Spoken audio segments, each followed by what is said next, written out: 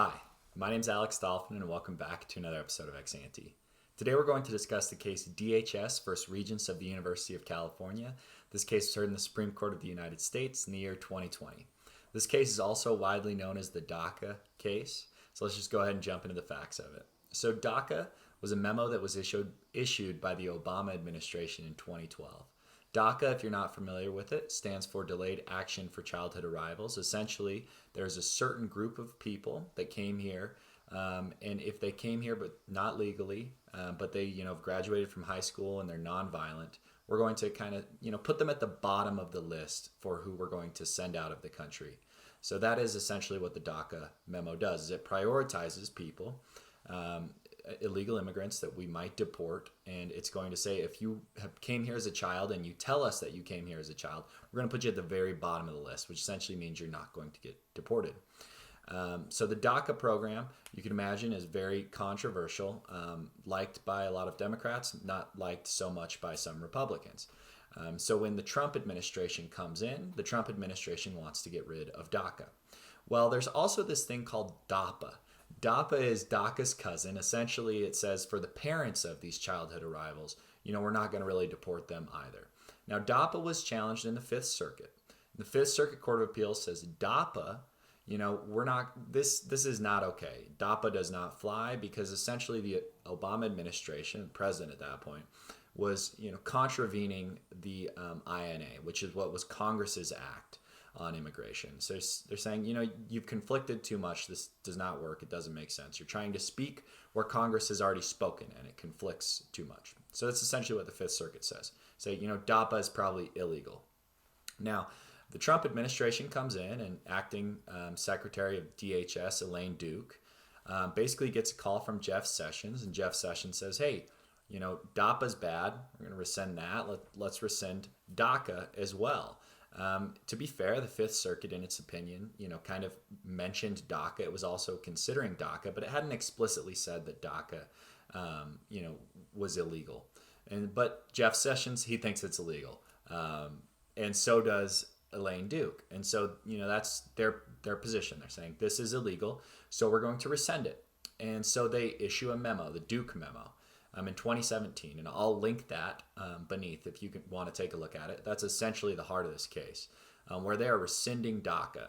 And essentially, you'll see it. It's very short, maybe 2 pages. They're saying, DACA, we think it was illegal. We don't think that the Obama administration had the ability to issue DACA in the first place.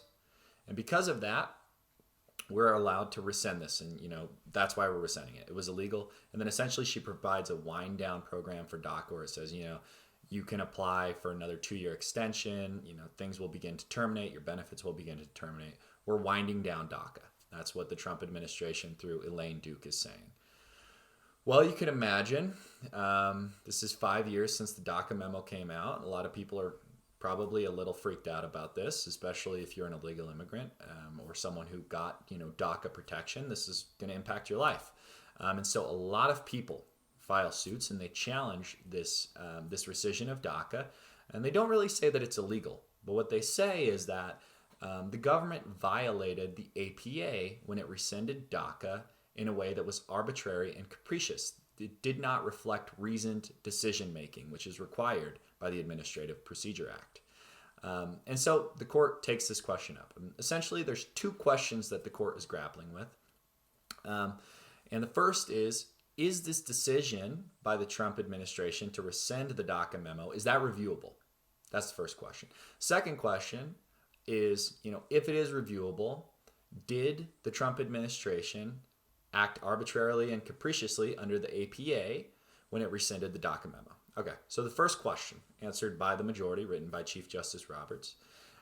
First question says, okay, so there might be some things that are not reviewable by some agency action that is not reviewable. So we start with a general presumption of reviewability of agency action, but some things, those things which are committed to agency discretion, are not reviewable by the courts. Okay, so that's kind of, what does that term mean?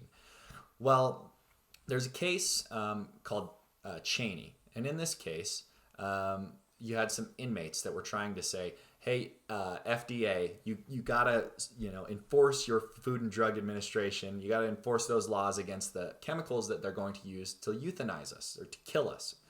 And the FDA says, no, we're not going to do that. We're going to decline to enforce. And so there's this rule, and the court says, yeah, that's fine. That is not reviewable.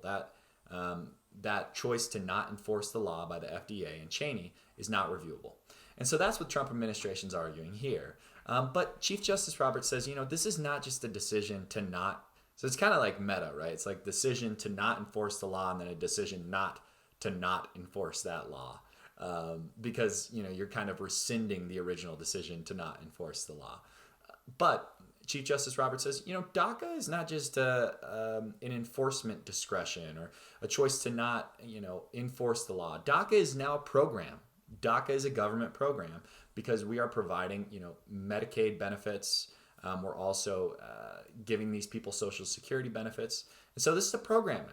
So it's reviewable when you rescind this. It doesn't fall underneath the Cheney or the otherwise committed to agency discretion exception to judicial review. So that's the answer to the first question. The second question, did the Trump administration act arbitrarily and capriciously when it rescinded the DACA program? And the court answers that question in the affirmative. Yes, this was arbitrary and capricious. So the standard of review that we're going to look at this action through is the State Farm hard look standard. So State Farm says, when agencies act, it must be reasoned decision making. They have to consider the variables. They have to really look around and examine the data in a meaningful way when agencies are going to act. And here, Elaine Duke's memo did not do that. She did not consider all of the variables that she needed to.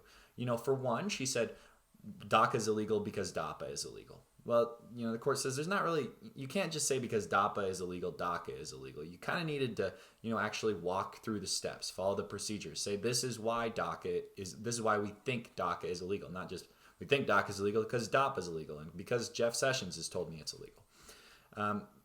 The other thing is you have to consider these reliance interests. You have to consider that there are 700,000 people that came here to this country. And they've relied on DACA. They've gotten jobs. People, employers are relying upon them. Schools are relying upon them. Families are relying upon them. You've got to consider this before you're just going to rescind DACA.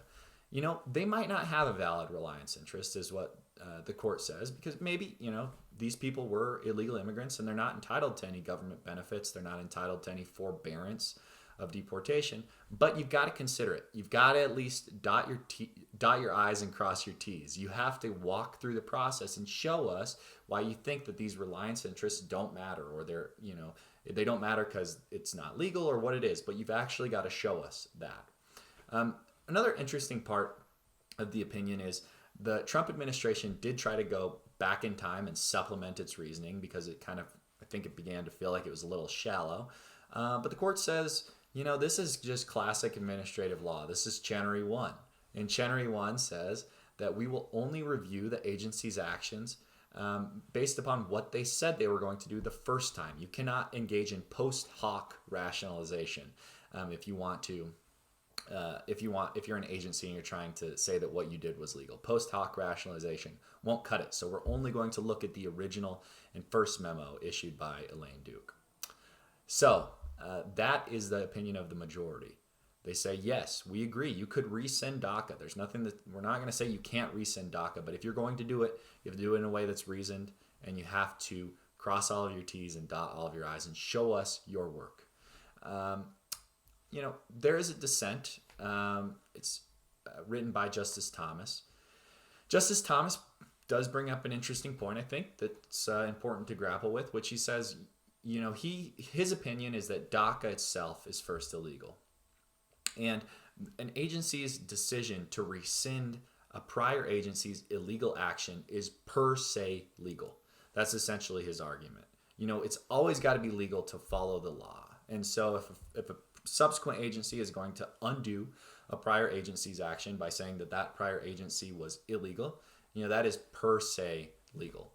Congress never gave the DHS this authority to basically, in a sense, ignore all of our country's immigration laws. And so because DHS never had this authority, it was completely within the Trump administration's wheelhouse to say, yeah, we're not going to run with this DACA memo anymore.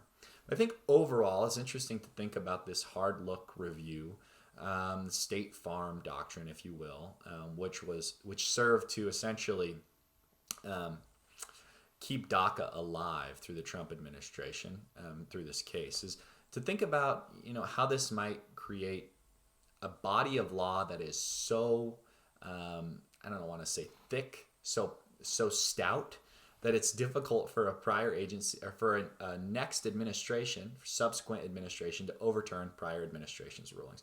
If that's the case, it might be good because it leads to, a little bit more of a static regulatory state where people can actually depend and rely upon it.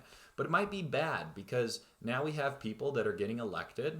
Joe Biden was elected and people want to see him do what he can do, but now it's going to be more and more difficult for him to wind down those Trump administration's policies.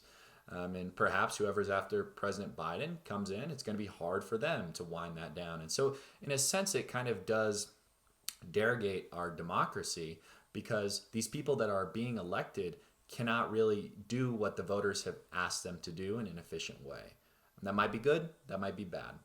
But it's an interesting thing to think about. So thanks so much for watching this video. I hope you enjoyed it. If you'd like to see more, go ahead and hit that subscribe button.